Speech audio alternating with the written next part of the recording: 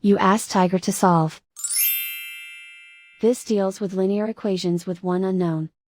The final result is v equals -6. Let's solve it step by step. Simplify the expression. Expand the parentheses.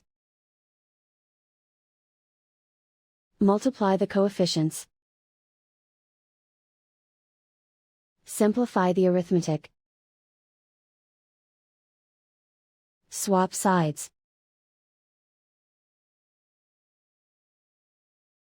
Group all constants on the right side of the equation.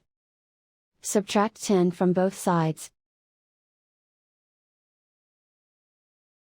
Simplify the arithmetic.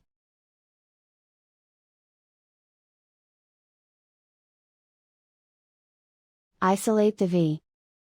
Divide both sides by -10. Cancel out the negatives. Simplify the fraction. Move the negative sign from the denominator to the numerator.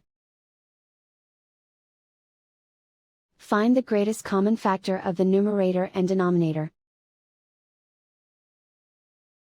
Factor out and cancel the greatest common factor.